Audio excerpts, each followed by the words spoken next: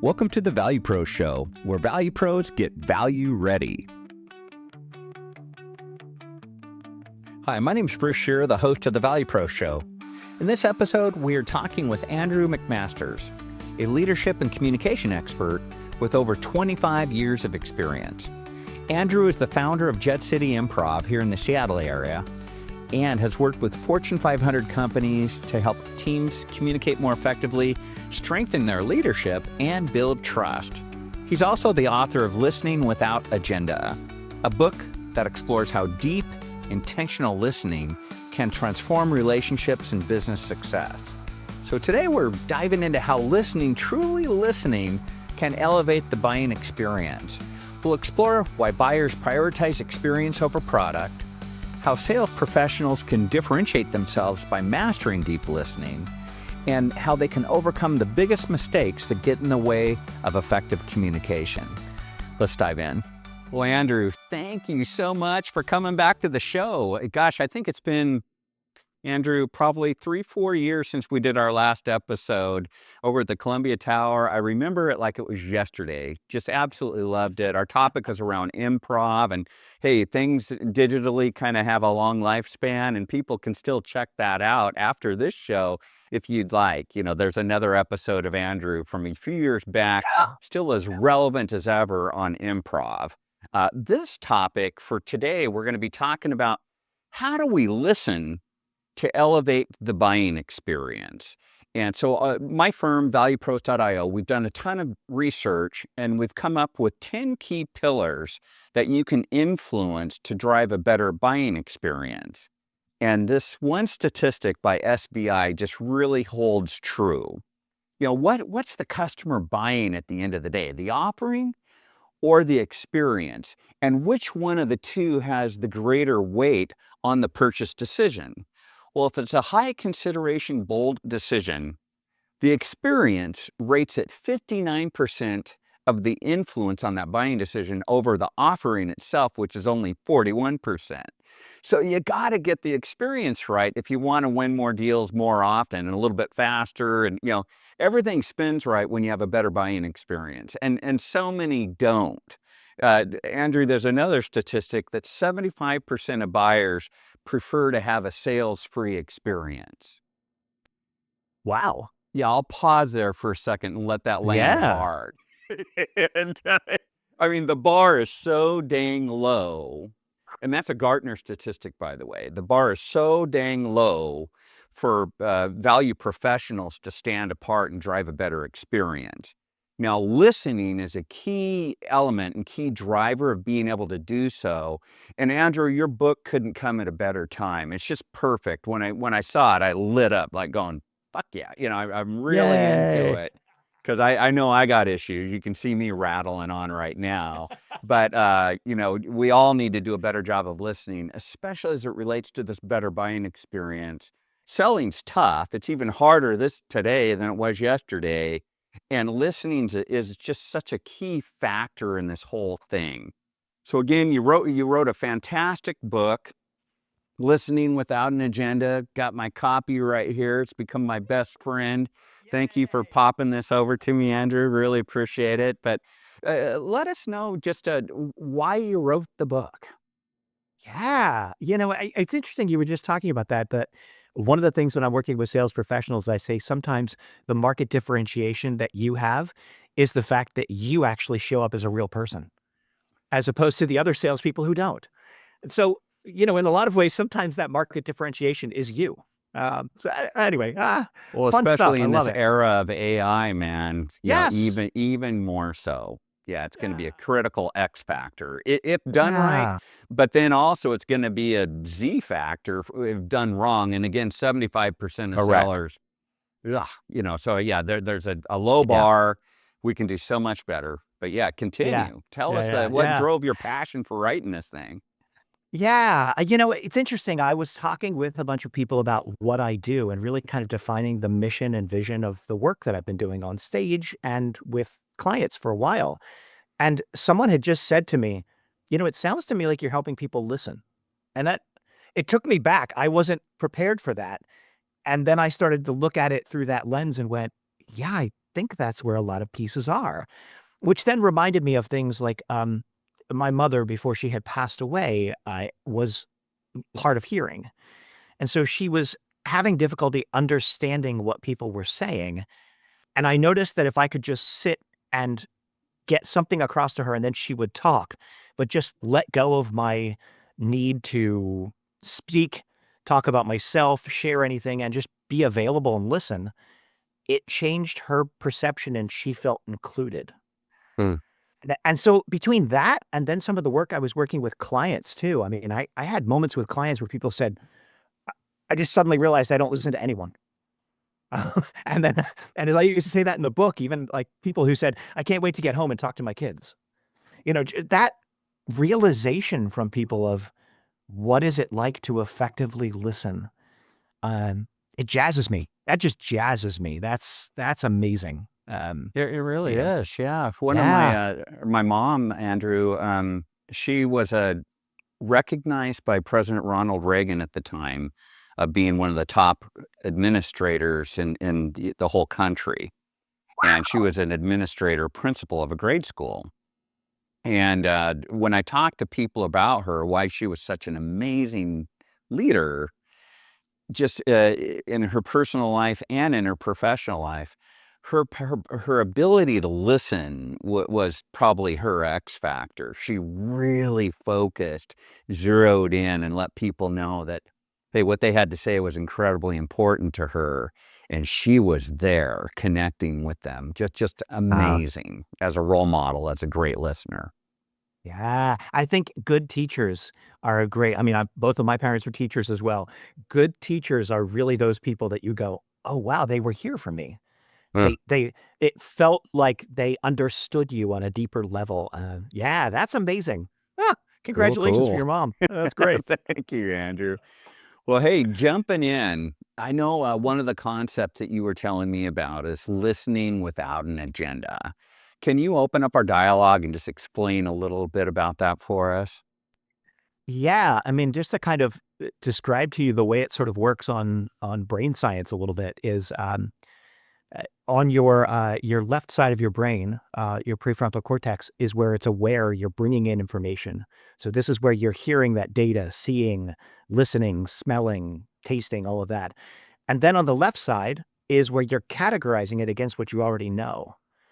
And so the difficulty is that I think a lot of us will hear something and then immediately go to the categorization and say, "Oh, I know something about this," or "Here's this," and we anchor it based on what our previous experiences are, as opposed to staying in discovery and saying, "Oh, what else? And what am I missing? And is there something else there?" So in a lot of ways, that sort of listening without agenda is it's how our brain operates. Huh. I mean, we're operating with kind of, older technology here than what we deal with in our world. So how do we use the older technology and understand where its downfalls might be? And I think that's where kind of listening without an agenda rather than what do I wanna get across? What am I trying to say? What is my point? It's, well, what's happening here? And am I really understanding what's happening? That's the Man, how difficulty. do you turn off that switch where you go from left to right and start processing, like you were saying, where you start to not listen, you're more, talking to yourself in your head and assimilating. How do you break that pattern? It's a hard one to break, and I'm a firm believer too of I can't tell myself to not do something. Like the example is if I tell you, "Don't think of a pink elephant," what happens, right? Yeah. You're thinking of a pink elephant, right? So, we have to give our brain a task, which is, "Okay, as I'm hearing what you're saying, I am going to be able to put it into 5 words and feed it back to you." Reflective listening, the work of Carl Rogers. So, when we start thinking in those terms of giving ourselves a task, something to do, that can help keep us present. Okay. Okay. Cool. Yeah, it's Well, fun. thanks for breaking that down. That's great. And then let's get into it maybe a little bit further here. Just what other common mistakes do you see, biggest mistakes as it relates to listening, and what do we do about that? Yeah, I mean, kind of what we just talked about too, those sort of biases or preconceived notions is one of the first things that comes into play. The other thing is, I mean, talking about how the brain is wired. And I work with a neuroscientist, my friend Andre Goulart, and he's quoted throughout the entire book. Uh, we listen and we bring in data points, and then we take those data points and we draw through lines between them. So we are problem solving machines. The biggest thing that I think is one of the biggest mistakes that we have is we tend to always listen for where's the problem and how do I solve it? Especially, I mean, think about it as sales professionals. That's what we're trained to do. We think in terms of I'm hearing your problem and then I have a solution. So I'm going to throw you the solution, as opposed to, is that really the problem? Have I asked more questions about the problem? What's the real problem below? However, our brain immediately dives onto the, oh, I have a solution. Oh, I have a solution. Oh, I have a solution. So Yeah. it's kind of getting there too fast as opposed to staying in discovery. That's one of the biggest mistakes. Absolutely. That so makes sense to me. Yeah, that shallow listening probably gets to those, correlated factors or symptoms of Uh, a problem. But if you stay in that listening mode, you can get to level 2, level 3 into a deeper understanding. What's some of the causal factors of a problem state, and then then at that point perhaps offering your wisdom and path for success with a solution, but not yeah. too early. Is that the point? Or Yeah, not too early because, again, as you said, if I'm responding to solutions, then the truth is I'm just playing whack-a-mole. I'm putting a Band-Aid on a symptom, and I'm not actually getting to what that deep need is. I mean, for sales professionals, especially everyone here, if we are not addressing that deep sort of emotional "what's in it for me" point, then we're not gonna have that person sold. So we really need to keep listening, keep listening, keep listening. What is that root issue? How do we find that? How do I reflect it back? What does that mean? What does it feel like? That's where we have to get into that deep in listening. absolutely. Yep, yep, yep, for sure. I love it. Hey, I have a quick question I had on my mind. How do you help your buyer get into a deep listening mode? That's kind of weird. But is there a way to help somebody else listen a little bit better as well? It's gonna be that piece again, as I said, because everyone's coming in with a parameter of how they listen and what Mm, they're listening for. I think especially for a buyer, it's like, I have this need, so I'm listening for it. And the question that I always have for sales professional is, what is that need that they didn't even know they had? That now you're positioning what your services are for a deeper need that was underneath that need. Yes, I'm speaking to this need, but let's actually go deeper. What else is going on? Um, Example was working with people a little while ago, and what we got to was that they were so busy they couldn't get home to actually see any of their children's soccer games. And so then it was that whole idea of once we found that out, it was how do we position this product in order to save you the time so you can get home to spend time with your family? yeah. And that's where we start to get to the real issue that's below it, the need, that piece. Whew, I don't know how we get buyers to do that, but I think as sales professionals, it's our job to sort of continue to keep that discovery and keep it going. Yeah, one of the best examples of that, I was on a call and a chief revenue officer, a new chief revenue officer showed up, and I was in the selling capacity and she was the executive. And it was kind of interesting. I was texting with one of my colleagues who was on the call with me, and we both agreed she was just in staccato mode. She was just, throwing things, Yeah. at us, thoughts and ideas and staccato, but not coherent. And I learned through that she was very stressed out and under fire. And one another colleague on there was like going, "Hey, need to halt just for a minute. These two guys that are here are intensely, deeply experienced in this area. Let's listen to them for a little bit and see what they have to say." And so he, as a peer, said, "Hey, let's halt. Now let's listen." So, and that technique, she didn't say, "Hey, screw you guys, we're done." Yeah, she hung in there and we did work with her, which was nice. But it was a pattern interrupt at that point. So I think, I don't know, in that instance, we were able to help her listen to us, but yeah, I don't know what the right approach is. It worked in that situation. There's a tool that's in the book that I talk about, which is listening for values. And Mm. what I've found too is that tends to be one where in that feeling where you're feeling like the buyer is just not, wow, it's not getting through. I'm not sure what it is. To start to say, what I'm hearing is that this is what you really care about. What I'm hearing is that fairness is something that's really important to you. Tell me if I'm hearing that correctly. And I have found that when we start talking about values, what's below what's going on, immediately the conversation gets deeper and that person sort of calms in a little bit. So it's again one of those little tiny tricks of, and I mean not trick, it's a tool for how do I get to the deeper listening. So maybe that's the way to help the buyer is Yeah, yeah, and if they talk know about you're really values. listening to Yeah. understand, and they're feeling respected, then they'll probably turn around and do that with you as well. Hey, that was another idea I had. I was asking you earlier, what's the right pacing between speaking and listening? And one thing we discussed, there was a Gong.io study out of their Gong research labs. They looked at thousands and thousands of sales calls, and for executives, Andrew, they found that the pacing should be 50-50. So at the end of that conversation, and with an executive speaking with you, they should have spoken for 50% of the time and listened for 50% of the time, just like you, the seller.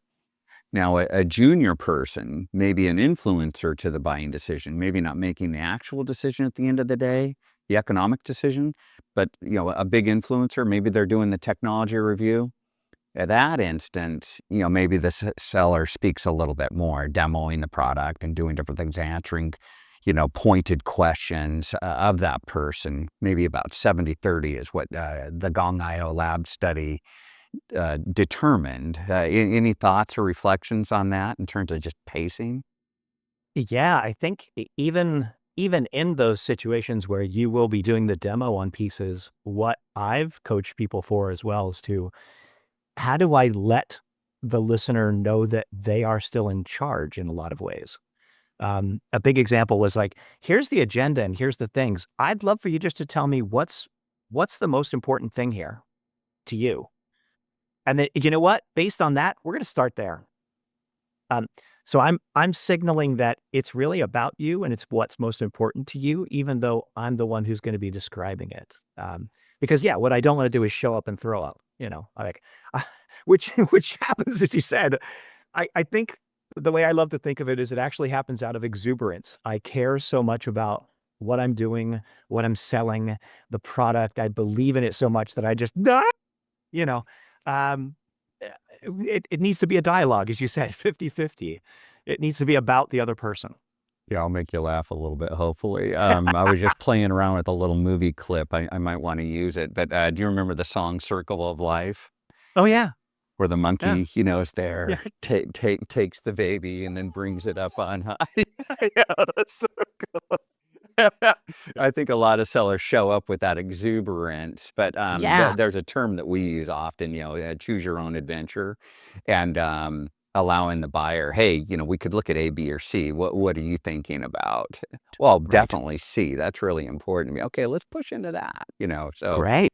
that choose your path. They are making those options available. So it is that collaborative dialogue and listening and talking. Yeah. What? And the willingness to let go at that point, too. I'm willing to let go of what my agenda is in order to say, what's important for you? Great Wonderful. point. Let's go that Yeah. direction. Nice callback to listen without an agenda. That's I'm perfect. just saying. I'm just saying. That's right. I saw what you did. Hey, any other big mistakes Uh, that you're seeing out there that could get in the way of a better buying experience? I think there is a lot too where I kind of get people to sort of look at more than just what they're hearing. Reflecting back what they're hearing, trying to go to the deeper part of it. It's also then just being aware that what you're seeing is an entire picture. And that I think is just kind of important for people to understand that sometimes that message is coming across physically, emotionally, in other ways, rather than Yeah. just the verbal words the person's saying. So your job as a sales professional is to see that whole picture. Absolutely. Gosh, dang, look at you. Yeah, perfect. For people on the YouTube show, I'm showing a picture of an iceberg, which has Yeah. part of the iceberg out of the water, the part that the Titanic hits probably, and then there's part under the water as well. And your point about listening for the whole picture reminds me, Andrew, of a story. My sister-in-law, she was a medical doctor specializing in premature births. And she was in the hospital one day, and a father came up to her and absolutely red-faced started into a verbal assault and just said, "You guys are not doing what you're screwing up here. I noticed this." Just furious and shouting and really creating total drama, capturing all the attention of everyone around the waiting room and beyond, shouting, totally angry. And luckily, my sister-in-law had been into a lot of workshops with a guru called Marshall Rosenberg, who founded nonviolent communications. So she watched all that anger and started thinking about it a little bit as well, and then realized, okay, his need is for, safety for his child. And that's why he's flipping out. Yeah. And then she responded to him saying, "Sir, I just have to, promise you, we're doing everything possible to help your baby. And it's a very tough situation, but just know all our attention and focus is on this at this point in time. I wish for you not to be as worried. I know that's hard, but and the guy just melted and just started weeping at that point. The anger was gone. Of course, behind anger is typically fear, but that's where she literally listened to the total iceberg. What was above the surface, all that anger, and then all that fear and insecurity below the water, to really help that person process and move forward. Yeah. And that's, I mean, it's a great example of, again, the full listening. What I'm hearing is this yelling and diatribe, but what's happening down below is that fear, the awful feeling of my child being sick. And, oh, Mhm, yeah, mhm. that's the kind. There's I there's got one something to show instance. you here Oh too. yeah. Yeah, one of my favorite toys. I kinda keep this here. Just, if I do hear some things like that, for everybody listening, I just showed a doll that had a really, really scary face. Yeah. Yeah. But I have that as a little prop on my desk, just in case I'm talking to someone and things are getting weird. Sometimes I can look at that and go, something's probably behind that. Let's figure it Yeah. out. Yeah. There's a story that I use in the book too that talks about, actually one of my backers for the book and one of my friends used to work at a suicide hotline, and what they always told them was to match the intensity that someone came in with. Because if people were like, "I'm upset," and you went, "Well, let's calm down," it actually got people more upset. So it Yeah, was letting them know that you emotionally understood where they are, like, "Wow, all right. There's something going on here. Let's talk about it because now when we talk about it, we can actually move you down." And I've used that before. I mean, it sounds like a lot like what your sister-in-law was dealing with too. Like, there's something here, and I have to match the intensity of that to go, wow, we're gonna help you, and we're gonna and sometimes if people don't feel that emotional connection as well as the verbal piece, they don't think the message is there.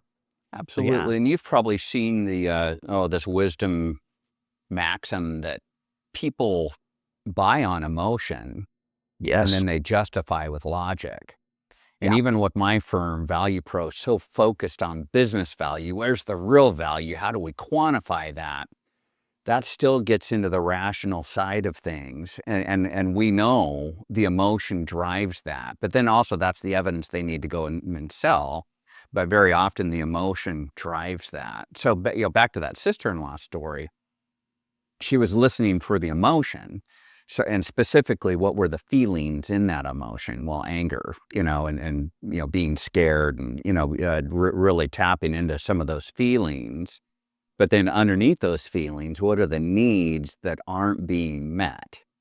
And then if we can identify that, then we can diffuse and move forward. And same thing when you're dealing and selling and buying Yeah. conversations, you can listen for that. And a lot of, like you said, yes, I've got my data and I've got everything in place and I can show you exactly what this is going to do. And that's wonderful. Rationally, I want it. Now, all of a sudden, I've realized that if I get it, I get more time back and I get to go see my kid's soccer game. Now we've got a real, oh, Yeah. wow. Now Now we're we've got a happy. full package. I am emotionally attached to it. I'm intellectually attached to it. It's a full package. Yeah, absolutely. Well, Yeah. gosh, I'm glad we talked about that. That's Yay. really important. What other practicals would you say, Andrew, in terms of next steps? Maybe even just give us some highlights from the book on some things to focus on. Yeah, I think the biggest thing is, and the idea for the book too, is just to bring awareness to what we are doing when we're naturally listening. Hmm. Every one of us has learned to listen from our experiences growing up, people who were around us, people who helped to raise us. And so our listening is affected by that. It really is about, let's be aware of how I'm listening. The biggest next step that I recommend for people is be aware of where you're solutioning. I think a lot of the people that I deal with, a lot of executives especially, will come home at night and, their spouse says something to them. They say, oh, okay, you know how to fix this. Let me tell you. And they're immediately responding to everything with solutions. Their kid mentioned something about school and they're like, okay, well, here's what you got to do. Maybe it's not about solutioning in this moment. Maybe it's more about, wow, that sounds like that was difficult. Tell me more. So being aware of sometimes solutioning isn't the only option, maybe sometimes making an emotional connection or just even listening and going, wow, I understand, being a sounding board for someone. There are lots of different ways. The first step is sort of, let's become aware of how we listen. And then let's try to incorporate what might be different styles or methodologies. Yeah, no, I love it. Have you seen the YouTube video, Fork in the Head? Oh, yes. Yeah. That's what Isn't it's that like. fun? I Yeah. have such a headache. Well, maybe it's because of the stop telling me. Yeah, right. Yeah. Yeah. Yeah, yeah. Stop telling me what to do. You're Yeah. not Well, but listening. there's a fork that's right. No, it's not about. Yeah. No, I like it, but it is true. People, are probably going to be more willing to listen to you when they understand that you care. You remember that old maxim? Oh, people don't care how much you know until they know how much you care. Yep. Yeah, that Yep. that gets into listening. Yeah, where you Yeah, it really does. need to. You need to demonstrate that you care.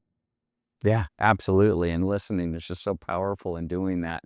I also liked in your book, sometimes we get into little, trickery and techniques around listening. Oh, Andrew, you just said that just a second. I'm gonna, lean my head down and write that note down so you see that I'm listening. And I liked your point of view, and maybe you could illustrate that for us. But that might not be the best approach. And not really. I mean, again, I feel like there's a lot of performative sort of skills that people have given to. I see a lot in public speaking when I'm teaching people for public speaking. They're like, make sure you walk. Don't move your hands much. Don't do this. Again, it's the don't do this. Don't think of a pink elephant, as Hmm. opposed to give yourself something that's going to be clear. If it helps you to write something down, then write it down. And also then, as I say, be clear with people and name it and claim it and say, I'm sorry, I just want to make a couple notes here, just so you know when I'm disconnecting, it's just because I want to remember it. Um, be clear with people. That clarity, I think, is what makes that emotional connection. Yeah, and that genuineness, that Yeah. authenticity. Yeah, yeah, yeah. Just And it's treating going to be people with different for respect. every Mm, person. I mean, I think we all listen mm. with our own biases, our own ideas, and our own way of listening. So for each individual, we have to figure out what works best for us. The Huh. tools and exercises in the book are really more of the how do you gain your own authentic awareness of what works for you so that then you can be present for others. Sweet, sweet. On that note, I just say, in conclusion for this episode anyways, Andrew, there's so much to learn from you, but anything else you want to leave us with before we round out? I would feel remiss as the improv guy, since we did this before, to not sort of mention how some of those skills come in, which is just the whole idea in improv of accepting and building. I hear something, I say yes to it, and then I build on it. And to me, that also falls directly into listening skills. Even when your client that you're talking to, the buyer, says, well, this is my reality. Even if you know it's not true, you go, oh, wow. Well, tell me more about that. I need to accept wherever their reality is and then build on it in order to basically get to the spot where I need to get to. So when you deny someone's reality, you've lost the sale immediately. So I think that yes and idea still falls into place, especially with effective listening and with any kind of any sort of buyer journey. And what a beautiful callback to the episode we did on that, which was perfect. Check that one out. Yeah, please. Yeah, it's in the archive of the Value Pro Show for everybody listening and watching. Check it out. And Andrew, former founder of Jet City Improv here in the Seattle area, very successful, and has done a wonderful job of teaching sellers how to yes and in a very profound way. Thank you. Yeah, and I still have your rubber band for snapping myself. Yeah. There it is, right there. Yes, and very cool. Well, just want to highlight for folks, Andrew's book's out on Amazon where you can get it, Listening Without Agenda. And, so please grab a copy. It's a great book. And Andrew, I'd recommend everybody connect with you on LinkedIn. Check please out do. the beautiful photo on the profile. Great banner, by the way. I really like how you set all that up. But Thank you. yeah, for everyone, connect with Andrew on LinkedIn. And on that note, Andrew, I just really want to thank you for joining the show. Thank you. I also want to hold up the thank you for your book. Yay! With the bestseller sticker. Yes. Heck yeah, it is. Yeah. You're next, man. We got to do this. All right. Well, thank you, Andrew. Thanks for the time. Thank you. What a conversation with Andrew McMasters. We covered some powerful insights on the role of listening in sales and leadership, how to move beyond solutioning, stay in discovery mode, and really understand a buyer's needs. One of my biggest takeaways? People don't just buy products, they buy experiences. And listening, when it's done right, creates a buying experience that sets you apart. So if you enjoyed this episode, please like and subscribe to The Value Pro Show. And if you're feeling kind, leave a review so others can find and enjoy it too. Thanks, and wishing you success and good listening.